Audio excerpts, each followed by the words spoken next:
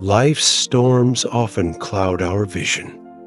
We fixate on the wave's financial strain, broken relationships, health battles, and forget the hand that calms the sea. Yet the psalmist's declaration cuts through the noise. Taste and see that the Lord is good, Psalm 34, verse 8. His goodness is not a distant ideal, but a living reality, as near as our breath and as steady as the sunrise.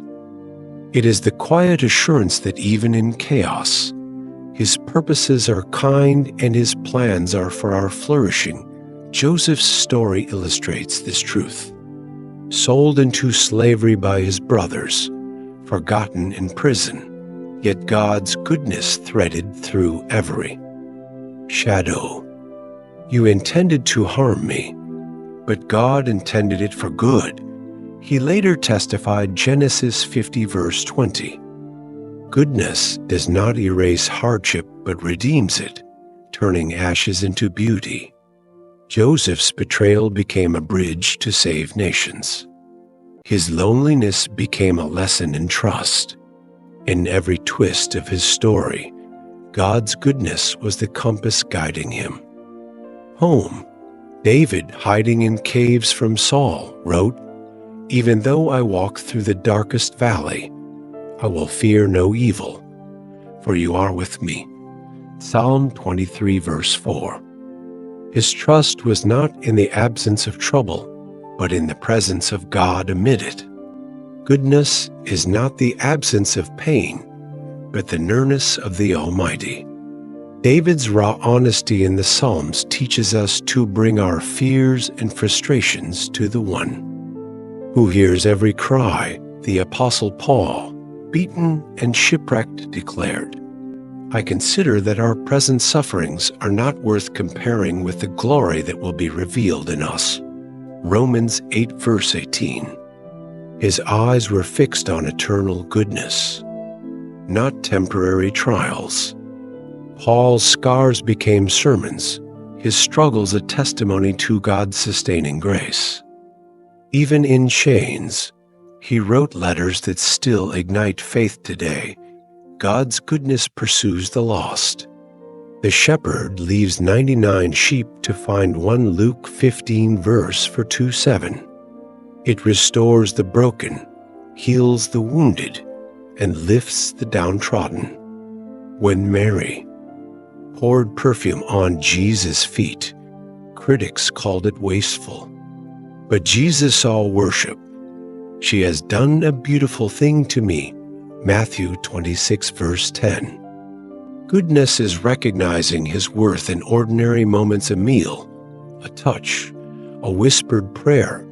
Ruth's loyalty to Naomi and her God led to unexpected provision. The Lord bless you, for you have come to take refuge under His wings. Ruth 2, verse 12.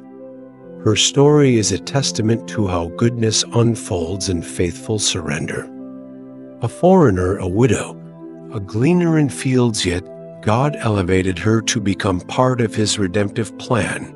Job, stripped of everything, clung to truth. "Though he slay me, yet will I hope in him." Job 13, verse 15. Suffering did not dim God's goodness, it magnified it. Job's pain became a platform to declare, "I know that my Redeemer lives." Job 19, verse 25. In the ashes, he encountered the Almighty. The early church, persecuted and scattered, prayed to God with loud cries. Acts 4, verse 24. Their worship sprang not from ease, but from seeing His hand in their trials. Peter and John, threatened by authorities, rejoiced that they were counted worthy to suffer for His name. Acts 5, verse 41. Goodness is not circumstantial, but eternal, unshaken by earthly turmoil. Abraham, called to leave his homeland, journeyed without knowing his destination. Hebrews 11, verse 8. His obedience was rooted in a promise: I will bless you, and all peoples on earth will be blessed through you. Genesis 12, verse 2-3. God's goodness is often revealed in the unknown, inviting us to trust beyond what we can see. Esther risked her life to save her people, declaring, If I perish, Esther 4, verse 16.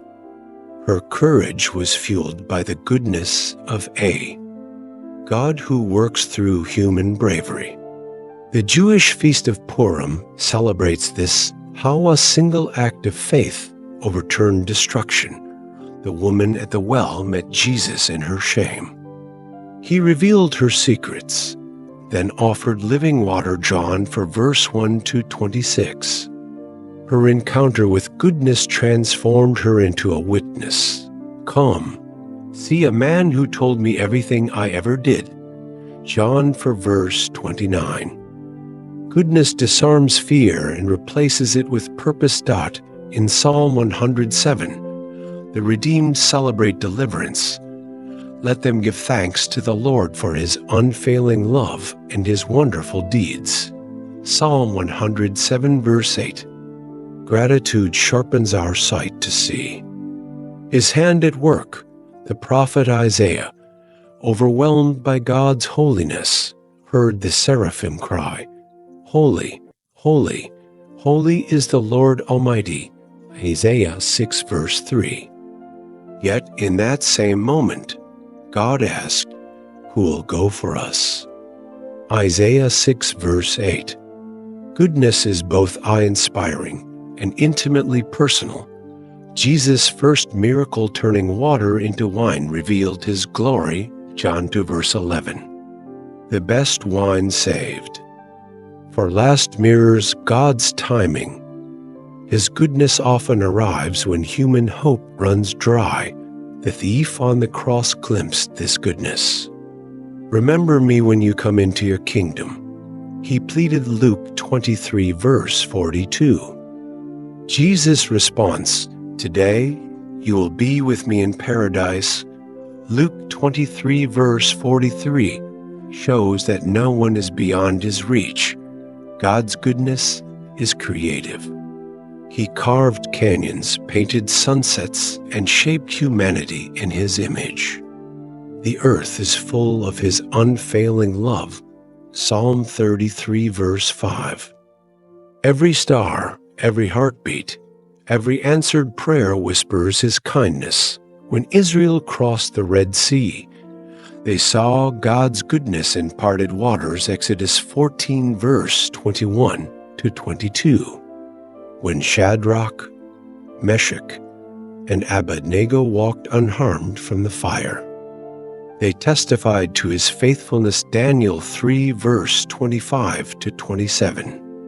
Goodness is not passive, it actively rescues and restores. The Psalms overflow with invitations to behold his goodness. Let the rivers clap their hands, let the mountains sing together for joy. Psalm 98, verse 8. Creation itself rejoices in his character, yet the enemy blinds us. He twists trials into accusations. God has forgotten you, but the Lord declares, Never will I leave you. Never will I forsake you. Hebrews 13, verse 5. Goodness is his relentless pursuit. In Revelation, John sees the final victory. He will wipe every tear from their eyes. Revelation 21, verse 4. Eternity will be a feast of his goodness, where sorrow and pain vanish in his light. Father, today we celebrate your goodness that transcends time and space. You are the creator of galaxies and the sustainer of every heartbeat. Your love is vast, your mercy unending, and your wisdom beyond measure. We praise you for provision that meets us in the desert when resources dwindle. You make streams flow from rocks when loneliness lingers. You send companions for the journey. We worship your power to redeem chaos.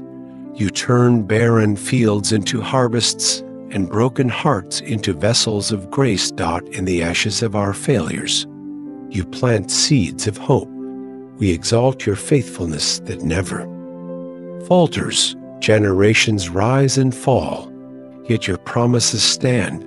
You are the same yesterday, today, and forever, a constant amid life's storms.